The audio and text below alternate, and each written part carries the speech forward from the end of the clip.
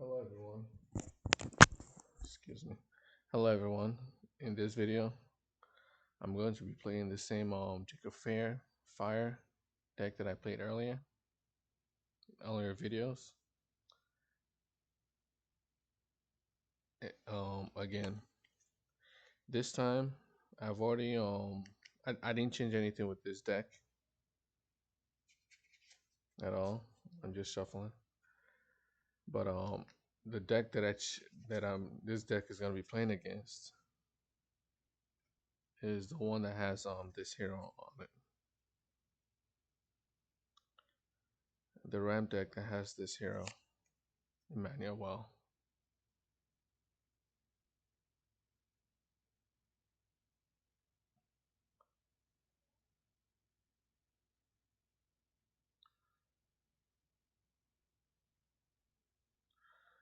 so sorry about the glare from the lights. You just have to we just have to deal with it. Um I removed a lot of cards from this, a few cards, about 10 or so cards from this deck because it was very big. It was much bigger than this one. It was much bigger than the Jacob Fair one. It's hard to see which one's bigger, but now they're almost about the same size because now this deck only has 46 cards in it, as opposed to like 50 plus or almost 60. So I changed a lot of I removed a lot of redundant crystals from the deck, and I want to see how it plays now when the deck is more fine tuned. Hopefully I didn't remove anything that was no needed. I wanted to see how I think this deck is very powerful when it works, but because of so many cards being in it, it's hard for me to get it working sometimes. So that's pretty much why I'm changing it. So this game will be these two decks facing off against each other. This does not necessarily mean that this deck is bad. If this deck loses, it doesn't necessarily mean the hero is bad. The hero may not be fit for the deck, like I said before.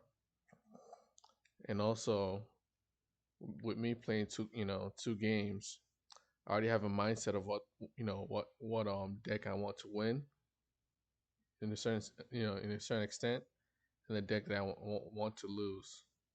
That I want to lose. So that bias could also help me. Could also make a deck much better than another deck when the fact is it's not.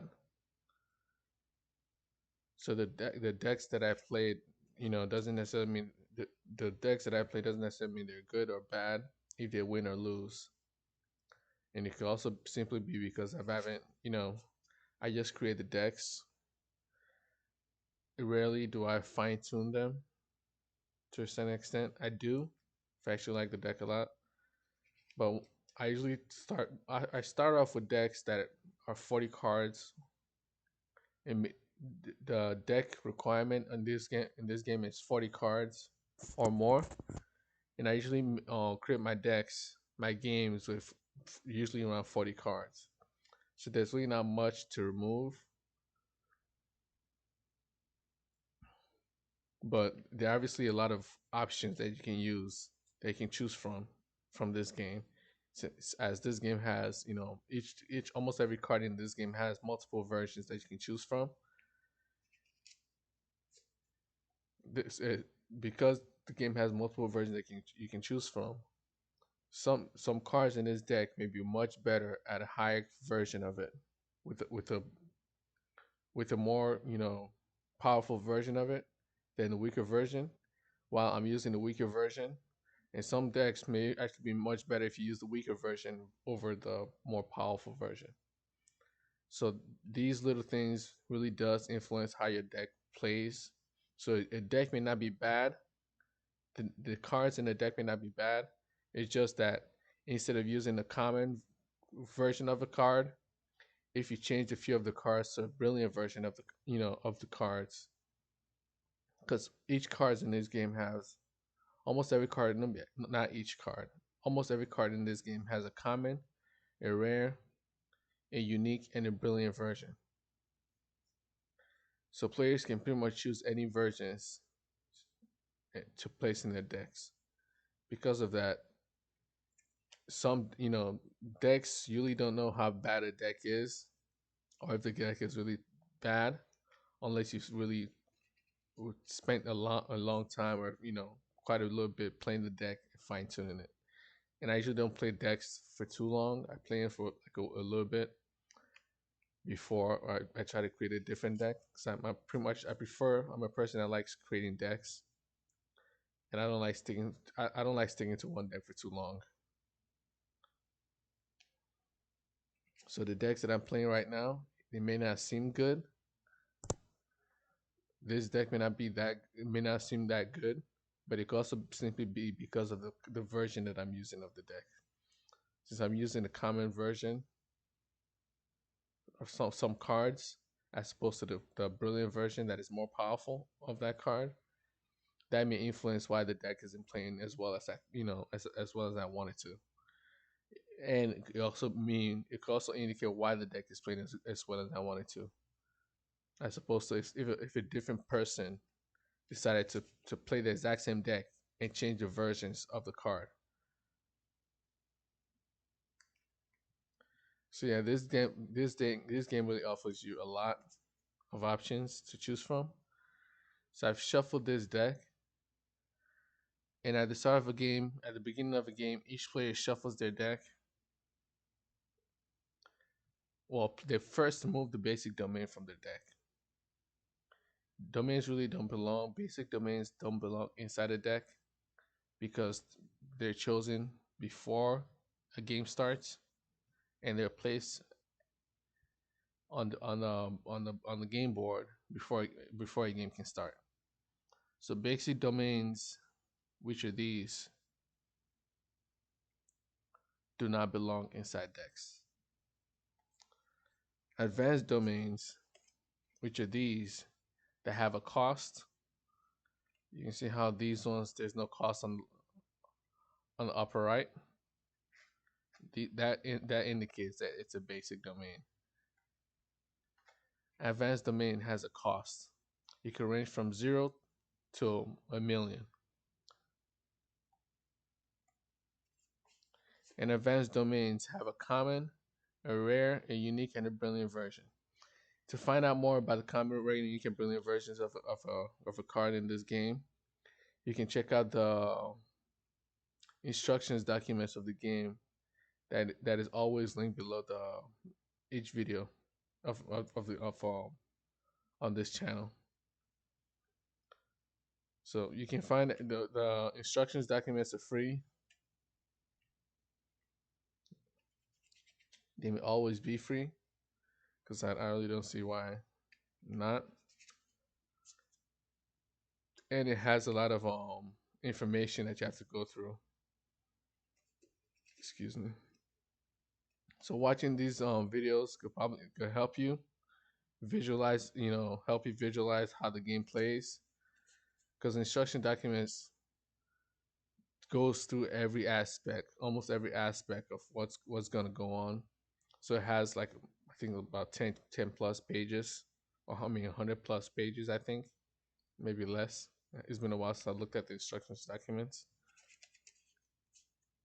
But there's a detailed version of the instructions documents, and there's a summarized version. The summarized version goes through like just the basics information that you need, while the long detailed version goes through almost every aspect of the game.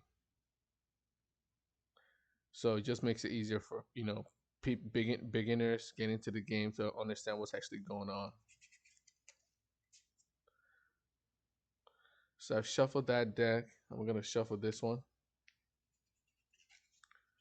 At the beginning of the game, players place the basic domain of their choice on the battlefield and then shuffle their deck. After shuffling their deck, they draw 9 cards. and then if they like the hands that they're dealt, or that they've dealt themselves by drawing 9 cards, they'll keep the hand, and then through a random mean, or if all players decide, if players can decide who wants to go first, then through a random means like flipping coins, rolling dice, players then decide who goes first through that means. Like I said before, it doesn't have to be random. If someone decides wants to go first, then it's not really that much of an issue. But if one decide wants if one player decides to go wants to go for that wants sorry about that. If one player decides to go first, but the other players do not want that player to go first, then that's where you can roll the dice. If all players agree that one player can go first, then it really doesn't matter whether you roll the dice or not.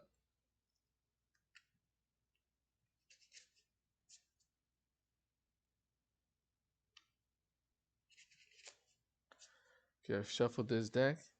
I'm gonna draw a card for both decks since they're both playing against each other. So I'll draw 9 cards.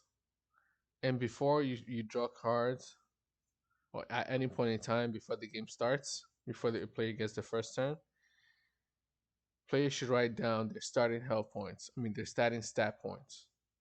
So all players have the starting stat points or statistic points of 0 attack points, 0 defense points, and 27 health points.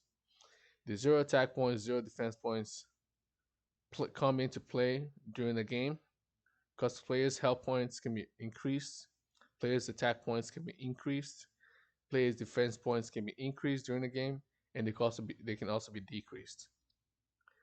When the health points of players decrease from 27 to 0, that player is eliminated from the game.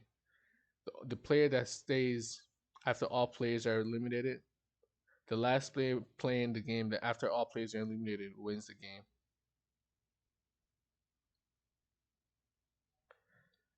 So players have the starting points again of 0 attack points, 0 defense points, and 27 health points.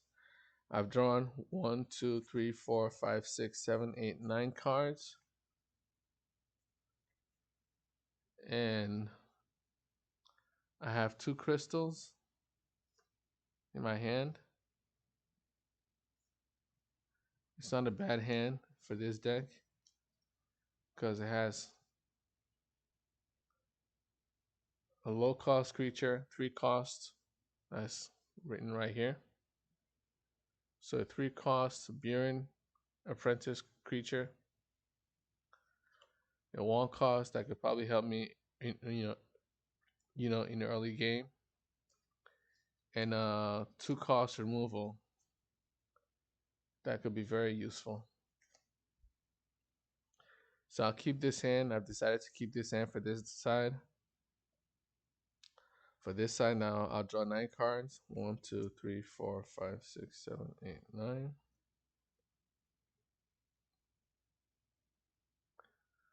And this hand is also pretty good, except for the fact that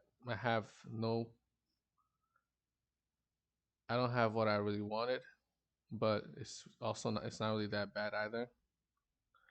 I have my hero in this hand. I have 2 woodbenders, which isn't too bad. 2 wood morphers.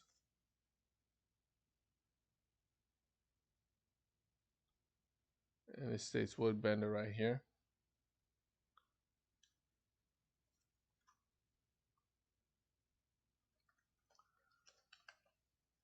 I have 1 removal, 2 removals, and this removal, Ravaging Thunder, states destroy all unique cards on the battlefield with a critical cost of 3 or lower. This one is the brilliant version of it. So it states destroy all brilliant cards on the battlefield with a critical cost of 3 or lower. So these are more general removals. They don't target one specific card. So they can affect your cards on your side and cards on an opponent player's side of the battlefield. And the board itself, this part of the board where cards are played onto. It's called the battlefield. When cards are killed from the battlefield, they're moved into the player's mortuary. Players draw cards from their decks. Cards can be removed from the battlefield into a player's deck at any point in time in the game. Cards also can be removed or added to a player's hand at any point in time in the game. So these are the zones of the game. There's a player's hand, a player's deck, a player's mortuary, the battlefield, a player's side of the battlefield, an opponent player's side of the battlefield, and that's it. The battlefield is one big zone, like a deck. A deck is a zone. A mortuary is a zone. A player's hand is a zone, a separate zone. These are categorized differently, and the battlefield is also a separate zone. The battlefield is shared, like I stated before, so all players share one battlefield, but they each have their own sides on the battlefield. So I like this hand as well. So I'm gonna keep it. Hopefully, I draw something that I'll be able to use it. Use the cards with, because right now for this deck, I have 3 basic crystals. But what I really want is an advanced crystal of this, an advanced version of this crystal, which has a crystal cost of 1. You'll see what I mean when the game starts. So that side heads, this side's tails. I'm gonna flip a coin. Flip a coin.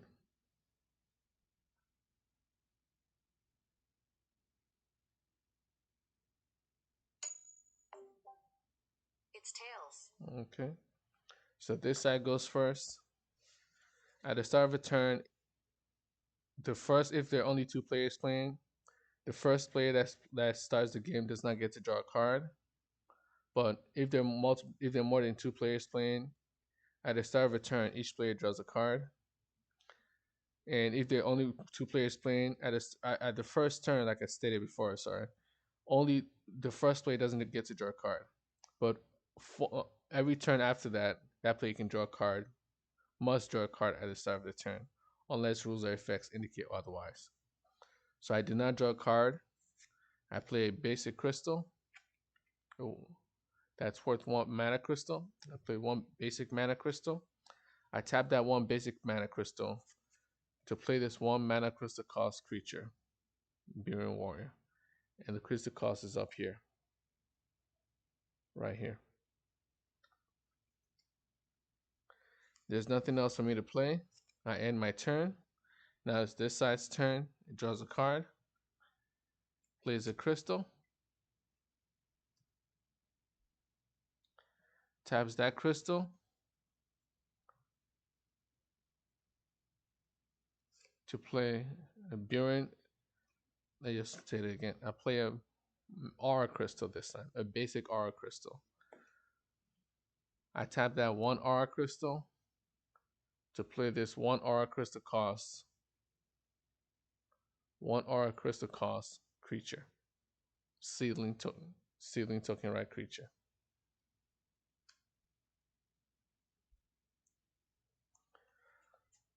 I end my turn.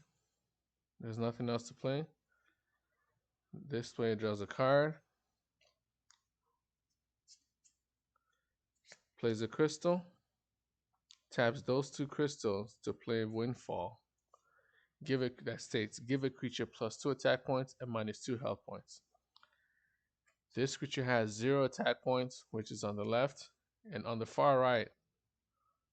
Well, yeah, on the far right, you'll see that it has 1 defense points and 1 health points. Defense points is in the middle. The health points it's on the far left. On the far right. Sorry. So I'm giving this creature minus 2 health points.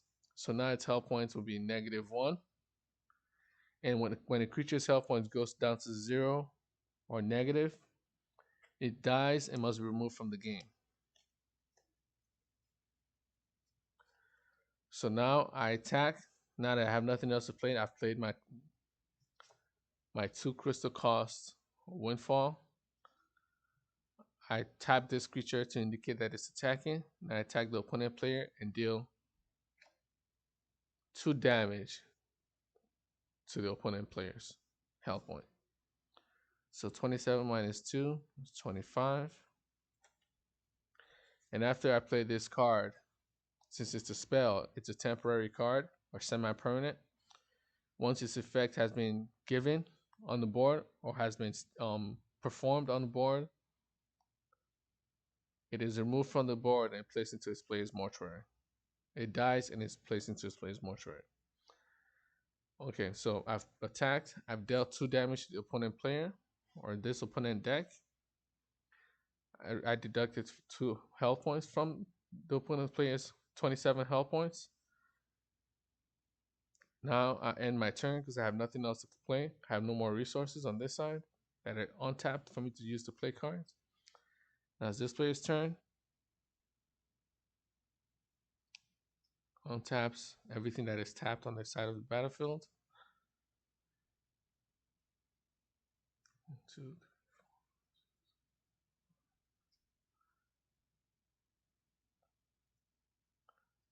plays a crystal.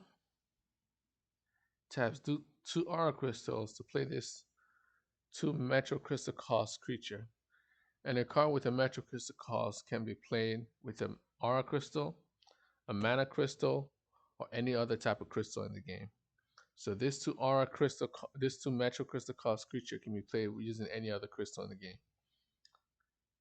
So I tap 2 aura crystals to play this 2 metro crystal cost creature. I have nothing else to play. I end my turn.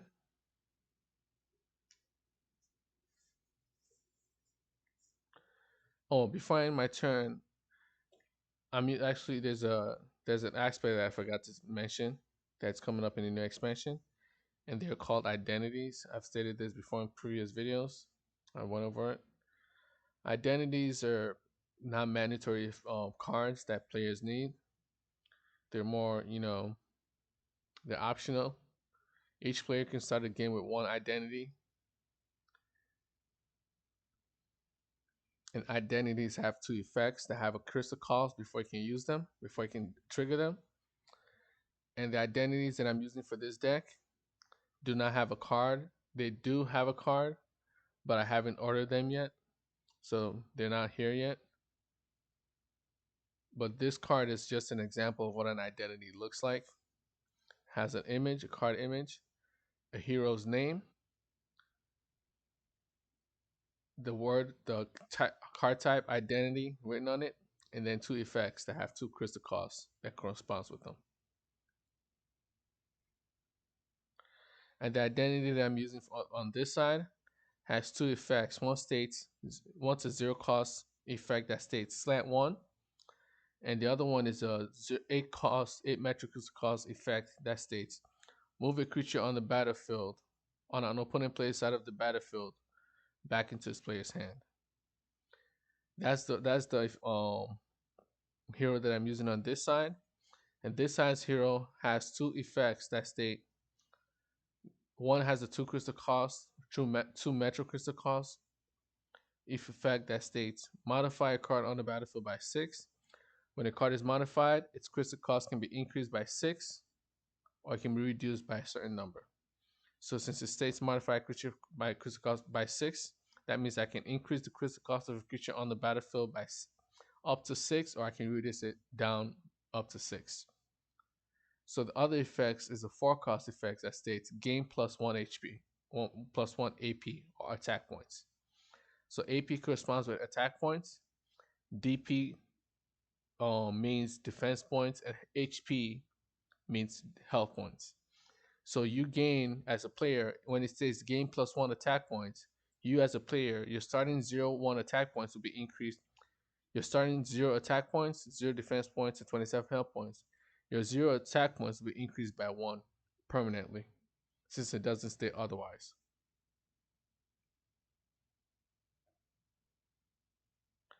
So before I end my turn here, I use the zero cost effect that states slant one. Now look at the top card of my deck. I do not like the top card of my deck. I place it at the bottom of my deck. And this is the top card of my deck. That's what slant one means. It states look at the top X numbers of cards on your deck. You may place them back at the top of your deck in any order, or at the bottom of your deck in any order. You can place any of them at the top, or either at the top or at the bottom of your deck in any order.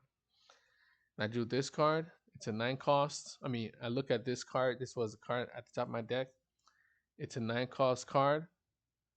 Right now, I only have 2 crystal costs, 2 aura crystals, and there's no way I'm going to be playing it anytime soon.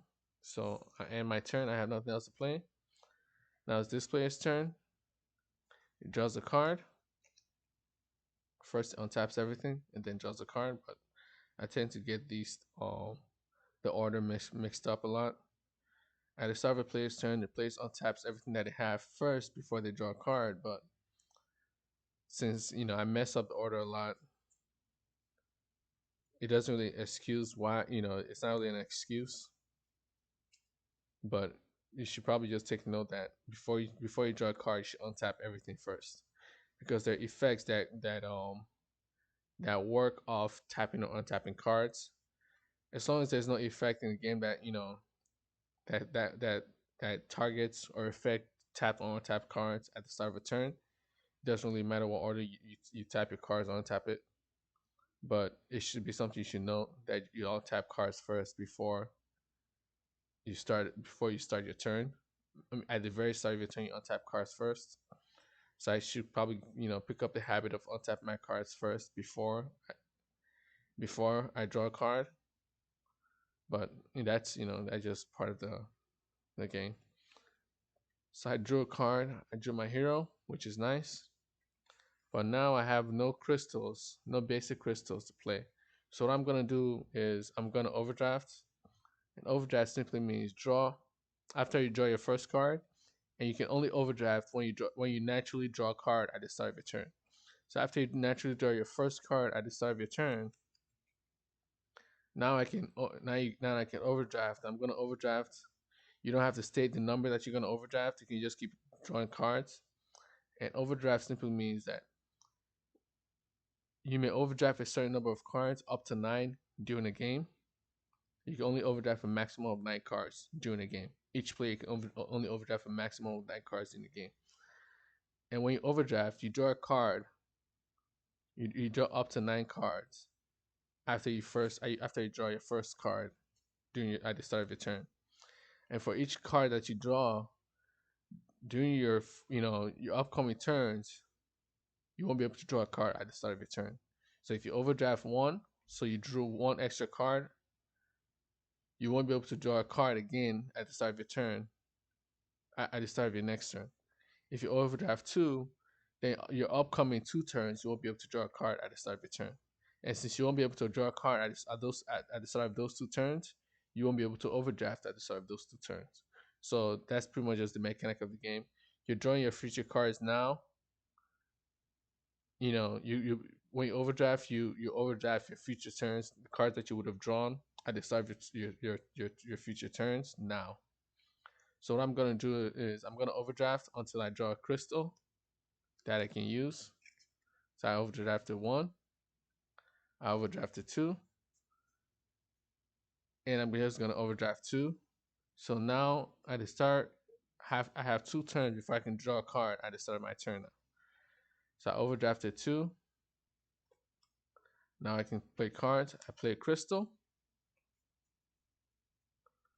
I tap these 3. Actually, no. I tap these. I tap 2 crystals to play Windfall, which states give a creature plus 2 attack points and minus 2 health points until the end of your next turn. So I give this creature plus 2 attack points. Now its attack points will be 3. I give this creature minus 2 health points. Its health point will be reduced to 0. But since this is an opponent player of this creature, this creature's effect that states this creature gains +1 attack points, +1 health points, and +1 defense points during an opponent player's turn until the end of those turns comes into effect. So right now, this creature has 2 attack points, 1 defense points, and 3 health points.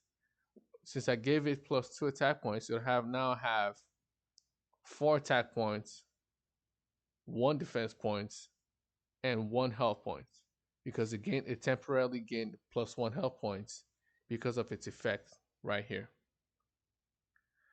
Then this ends at the end of my next turn, while this ends at the end of an opponent player's turn. Since I'm an opponent player, this will end this on +1 health points that it gains temporarily will end at the end of this turn, while this one will still be in effect. So the moment it loses 1 health points, its remaining health points will be 0, and it will die at the end of this turn. So I give this creature +2 attack points and -2 health points, and I'll wait until the end of the turn to remove it from the battlefield when it dies. So that's it. I have nothing else to play. I don't want to attack because I don't want this creature to die because I already know this creature will die. I end my turn and this creature dies immediately. Now it's this player's turn. He draws a card. And since I have nothing that I really wanted to play here, I'm going to overdraft until I draw what I want. Or maybe I shouldn't right now.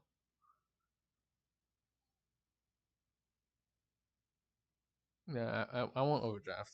So what I'm going to do is, first, I'll play my crystal, my aura ball crystal.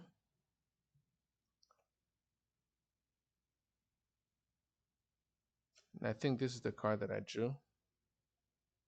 Hopefully I think that's the card that I drew. No, I think this is the card that I drew. Yeah, this is it. And just to let you know, this is a rare version of a card. This is the unique version of the same card. And this is the brilliant version. You can see how the colors are different. And it ranges from the weaker version to the stronger version. So I tap 3 aura ball crystal to play this 3 aura crystal cost creature, wood morpher. Sproutling. This Sproutling creature, right creature. I have nothing else to play. I use my 0 crystal cost to slant 1. I have a crystal, but that's not really the crystal that I want. But I'd rather draw a crystal than not. So I'll let it be. I end my turn because I can't attack. Now it's this player's turn. Since it overdrafted last turn, it won't be able to draw a card at the start of this turn. I'll tap everything. And I tap 3 crystals to play this Buren Apprentice Strong. This creature doesn't attack simply because this creature has 2 defense points and 2 health points. This creature only has 2 attack points, and the attack points of a creature when it attacks is deducted from the creatures from its attackers. From its attacks, targets, defense points before it can be deducted from the attack's target's health points. So the defense points of a card or player acts like a shield that must be deducted from any damage taken. So tap 3. I have nothing else to play. I end my turn. Now it's this player's turn. Draws a card. Well, let me do it this way. Untaps everything, then draws a card. Now I'm gonna overdraft on this side as well. So I actually want to, I want to ramp fast. That means I want to get high cost crystals down as fast as possible. That way I can, be ahead of the game. So I'm gonna overdraft until I can draw my exactly what I needed, an aura ball. So I overdrafted one, and I drew exactly what I needed. So my next turn on this side, I won't be able to draw a card at the start of my turn. So I overdrafted one. I tapped one crystal, one aura ball crystal, to play this one aura ball, one aura crystal cost aura ball crystal. It enters the battlefield in a tapped orientation. It is worth 4 crystals as opposed to these basic crystals. Basic crystals are worth 1. This unique aura ball crystal, advanced crystal, it's worth 4 crystals. So I tap it, and this wood bender effects comes into play. So now this crystal now can be worth 1 aura crystal, or it can be worth 4, because the woodbender effect states while you have a crystal on the battlefield, while you have a wood domain on the battlefield, you may tap this creature during your turn. I think it's during your turn, but it could be just during the entire game. But right now, I think it's during your turn, during this player's turn. You can tap this crystal. You can tap this creature as if it's a crystal on your side of the battlefield. I have 3 basic crystals and 1 advanced crystal. So I can tap this creature as if it's a 4. I can tap it as if it's this crystal that is worth 4 aura crystal. So technically right now I have 4 crystals, 5, 6, 7. I have 7 crystals to play cards. And I tap 4 crystals.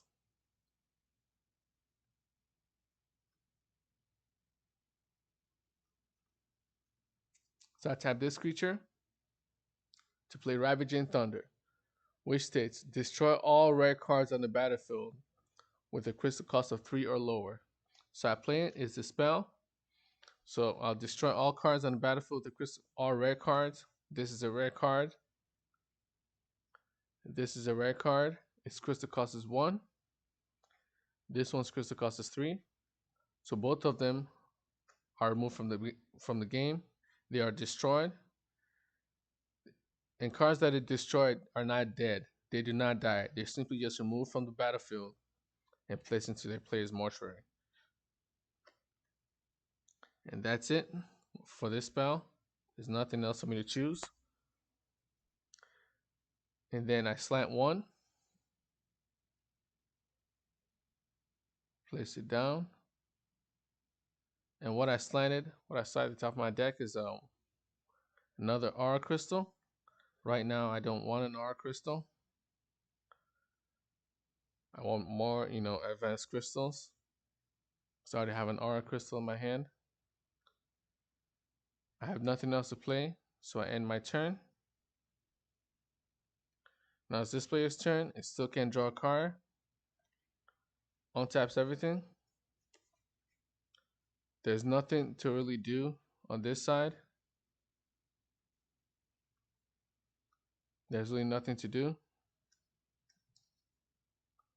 I have a domain that's a 4 cost, a domain that's a 6 cost, so a domain that's a 4 cost, a hero that's a 6 cost, a spell that's a 1 cost, but this is a temporary effect.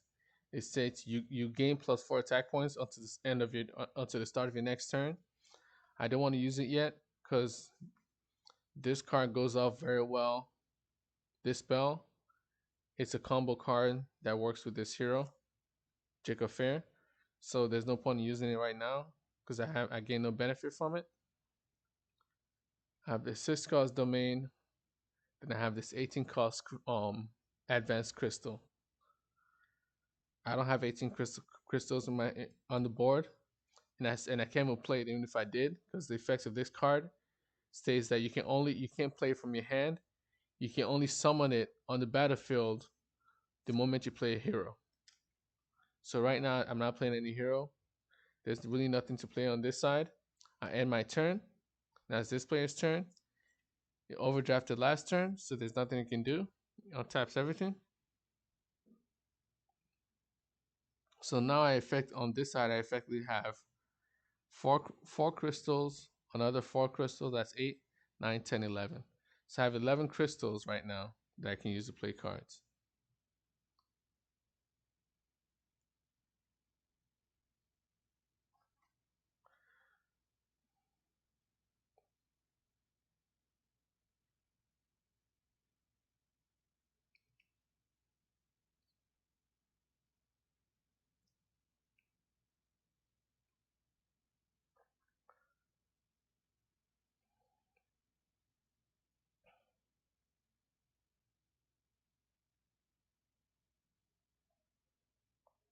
So I want to play this card, Crystal of Fortune, that states this crystal enters the battlefield in an untapped orientation. Oh, that's good. When this crystal enters the battlefield, if you control one or more basic crystals on the battlefield, this crystal gains up to two other it gains up to two other effects. It gains effects of up to two other advanced crystals that are on your side of the battlefield. Since it's up to two, I can choose. It can be one or it can be two. I only have one advanced crystal on this side of the battlefield, which is worth four crystals, aura crystals. So I'll tap four, five, six, seven aura crystals to play this seven Metro Crystal cost card. It enters the battlefield in an untapped, so that means I can use the same turn. And now this crystal that's at seven cost, I give it the effects of this crystal, which states this crystal is worth four basic aura crystals. So now this crystal will be worth four aura crystals. This crystal will be worth. This creature now cannot be worth four crystals, since you can only choose one crystal to tap it. When you tap it, you can only choose it to be one crystal. So right now, I effectively have four, five, six, seven, eight crystals that I can still use to play cards. I tap all eight crystals to play this eight Metro Crystal cost creature on Honored Squire with the same effect as the previous creature. With the same effect as this creature. Enters the battlefield in an untapped. I can't attack with it right now since it's I played it this turn. I have nothing else to play. I slant one. So look at the top card of my deck. It is a ceiling creature, which is nice. I place it back at the top of my deck. I end my turn. Now it's this player's turn. Draws a card, untaps everything, then draws a card. I drew Accenting Wind, another spell. I'm gonna overdraft again since I need more crystals. So I'm gonna overdraft one, two, three, four, five, six. I've already overdrafted two previously, so now I have overdrafted eight cards. So I'm gonna overdraft one more to make it seven. So now I've overdrafted seven cards. So 7 turns from now, I'll be able to draw a card at the start of my turn. And the worst part is, I still didn't get the crystals that I wanted. So this game technically is over, but I'll still play it through. I tap three crystals to play. There's two crystal cost Being Mercenary, and this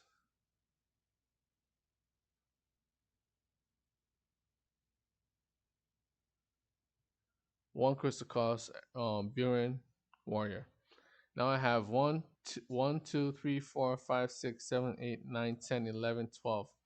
I have 12 cards in my hand, and I can only have a maximum of 9 cards at the end of my turn in my hand. So I have to discard 3 cards from my hand. I'll discard this hero because I already have one copy of it. I'll discard this crystal. It's 18 cost. Don't need it. And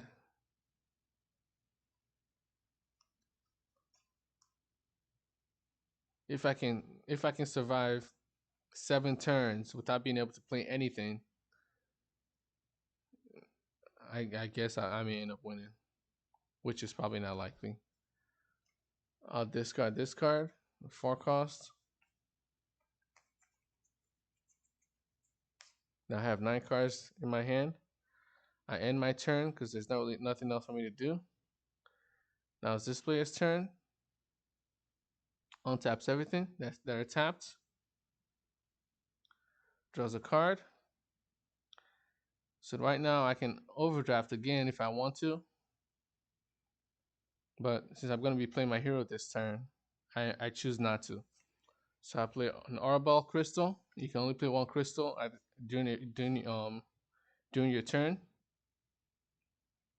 I tap one crystal to play this ceiling token rack, this ceiling creature that also has Woodbender. So now I have 8, 4, 4, 4, 4, that's 8, and then 4, 4, that's 8 again. So I have 16 crystals.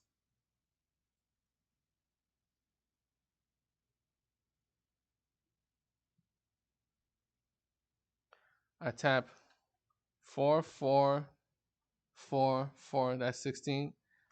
I tap 17 crystals to play my hero. That states Merciful. That means when you play this card, you can take any card on. You can move any card in the mortuary into your hand with a crystal cost that's equal to or lower than this hero.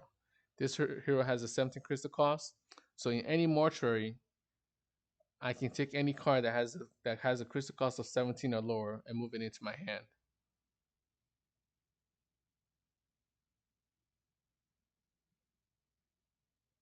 Well, I guess I messed up. Since I messed up, here's where I messed up. This card has a 4 crystal cost, mana crystal. I do not have any mana crystals on my side of the board. So these two cards shouldn't have been destroyed to begin with. So I just placed them back. So that's my bad. And I still have this card in my hand. So I play this 17 cost card, which states set the health points of all players. It has a Warcry effect that states set the health points of all players to 27. So I was dealt 2 damage earlier. Now I'm going to set my health points back to 27. This side hasn't been dealt any damage, so it still has 27 health. So nothing really happens to this side. But this side was dealt damage, so its health points are now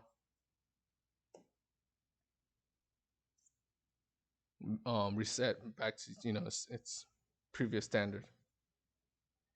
So where's my hero? I play it. I have a wood domain instead of a lightning domain.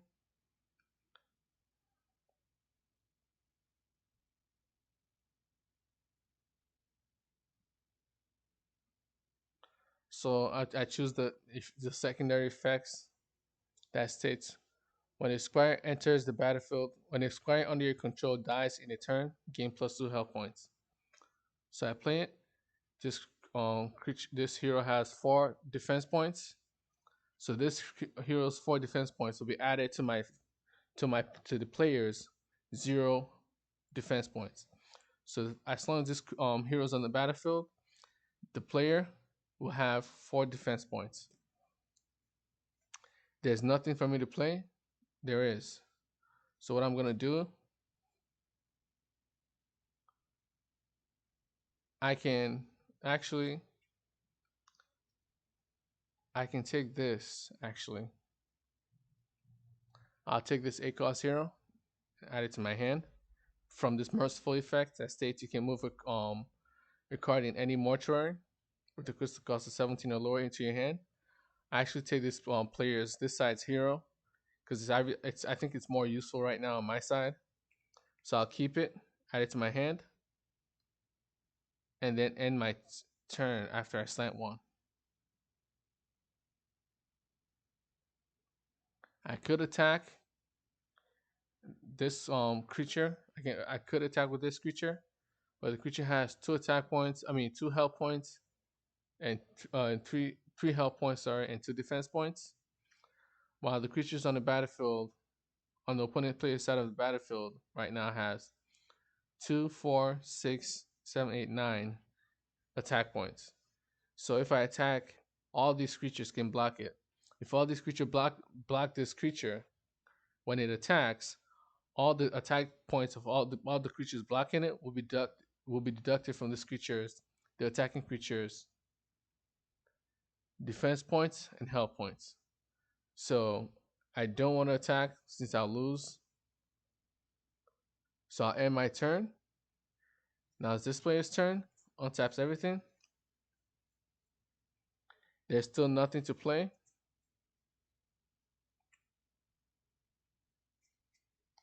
I can attack, but if I do, I can attack with these creatures, but if I do, nothing will come of it because this creature will block one of them, and then in the end I'll only deal 2 damage because right now there's 9 damage overall spread out among these creatures. 2 attack points, two attack points, 2 attack points, and 3 attack points.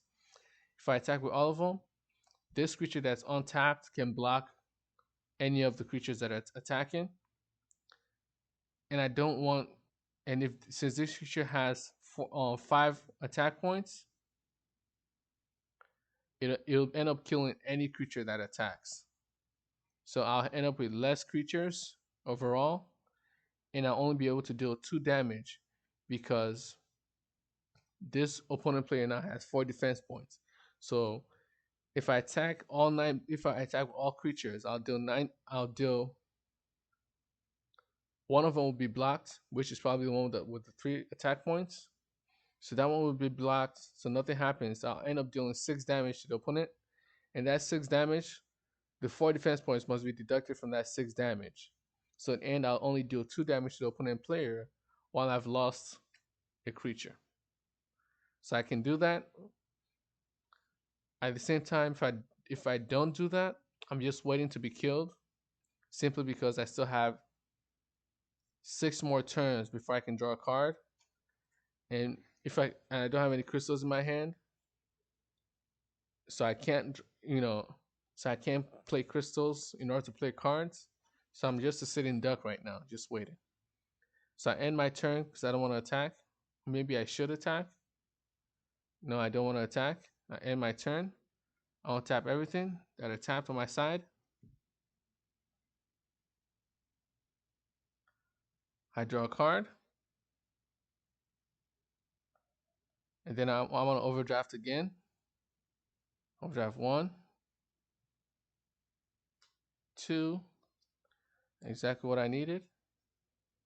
Crystal of Glory, which states, while you control a hero on the battlefield, on your side of the battlefield, you may tap this crystal to produce 2+X metro crystals that you may use until the end of turn. What X means? X is the crystal cost of a hero on your side of the battlefield. So when I tap this crystal, once I play it, it'll produce 2+17 metro crystals that I may use to play cards. So what I can do now, I've overdrafted 2. I can actually overdraft more, which I think I might. Yeah, I think I will. I'll overdraft 1, 1, 2, 3, 4, 5, 6, 7. 7 cards in my hand. I want 9. Overdrafted 1 more. 1 more. So 1, 2, 3, 4, 5, 6. I overdrafted 1, 2, 3, 4, 5. Overdrafted 5. Now I'll keep it at 5. So this side has overdrafted 5. This side overdrafted 7. 1 turn has gone for this side, so now it has 6 more turns before I can draw cards. And what I'm gonna do right now, I have 4. That's what I'll do. I'll tap 4, 5, 6, 7, 8. Actually, no. I'll tap 8 crystals, metric aura crystals, 9, 10 to play this Crystal of Glory. It enters the battlefield in a tapped orientation, and it's worth 17, 18, 19 crystals. So when I tap any of these creatures, they can be worth 19 crystals each, since I'm going to be using this as my base point. 19 metro crystals. So I tap one of them. Now I have 19 metro crystals that I can use to play cards. I use 4 of those metro crystals to play this 4 aura mana crystal cost Ravaging Thunder. Then I get rid of all these creatures that are 3 cost and lower, that are all rare creatures. Because this Ravaging Thunder states destroy all rare cards on the battlefield with a crystal cost of 3 or lower. Like I said before, all these cards have a crystal cost of 3 and lower. 3, 2, 1, 1. I end my actually I don't want to end my turn yet. I still have 7 I still have 15, I think, crystals that I can use to play cards.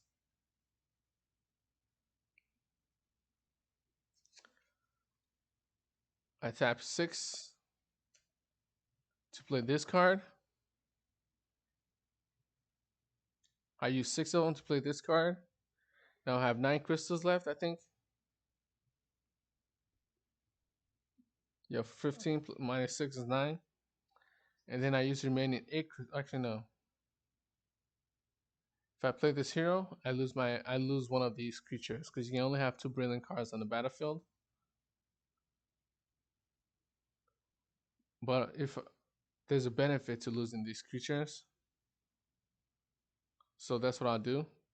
I use 8 crystals to get rid of my hero and place this hero on the board while removing this creature. So now this this player's health, since I removed this hero, its 4 defense points will be deducted from its players. So this player's defense points goes back to 0, and then I play this creature. I play this hero. It has 3 attack points and 1 defense points. So now this player's attack points will be 3, and his defense points will be 1. And I choose this hero has the effects. You may attack opponent players. If you control a fire domain, you can choose 2 effects below. If you don't control a fire domain, which I don't, I control a wood domain, you can only choose 1 effect. And its 2 effects states you may attack opponent players during your turn as if you're a creature on the battlefield. Its other effect states you and creatures under your control may choose creatures under the control of opponent players as your attack target anytime you or they are able to attack during your turn. And I'm able to attack since obviously I'm not a creature and the game has started for a while now. This creature attacks, I attack. That's 4, 5, 6, 7. So 4 plus 3. That's 7 damage. I attack the opponent player with 7 damage. So 27 minus 7 is 20. So on this side's health points is going down to 20. I have nothing else to play. Actually, I do. I do have something to play. But yeah, actually, no, I actually don't have anything else to play. I end my turn. Now it's this player's turn. And the reason why I didn't tap this creature to play, to attack, is because this creature has Resolute. A creature with Resolute does not need to be tapped to play cards. Does not need to be tapped when it attacks. So I end my turn. There's nothing else. Now it's this player's turn.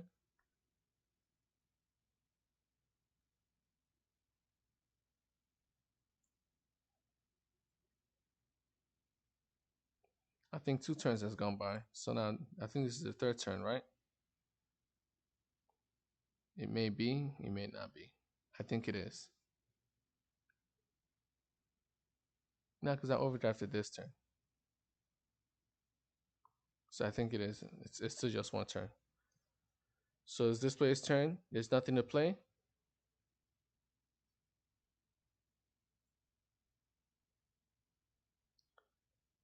So I'll play these 2 accenting winds,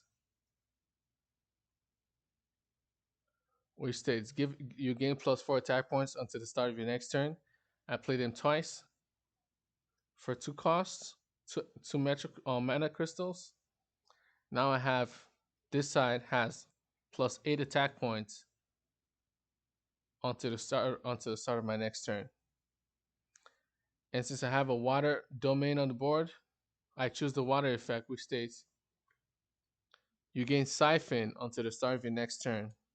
What siphon means is any damage that is deducted that you deal that is deducted from the target's health points will be added to your health points.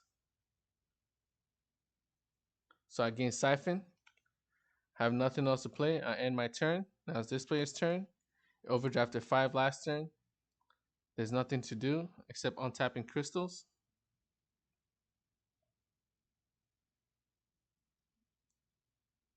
So if I attack this turn, there's no point to it because this player has 8 health, 8 attack points, and siphon, and I'll be dealing 4, 5, 6, 7, 8, 9, 10.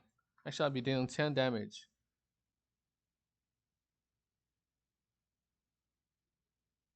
So I guess there is a point to it. No, there's no point to it because if I attack, that 8 damage could potentially be deducted from these creatures, and these two creatures have 5 overall health and 4. So that's 9. So one of the creatures will survive. But there's no harm in waiting one more turn. So what I'll do is I'll tap 2 crystals to play Enthralling Symphony, which states discard your hand, then draw 9 cards. So I'll discard my hand, I'll draw 9 cards. 1, 2, 3, 4, 5, 6, 7, 8, 9.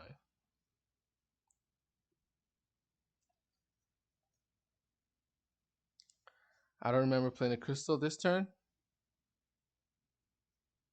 So I'll play a crystal. I do not attack. I slant 1. This is what's on at the top of my deck. An aura crystal. I place it at the bottom of my deck. I end my turn. Now it's this player's turn. Nothing to do. Its attack points now goes back to 0.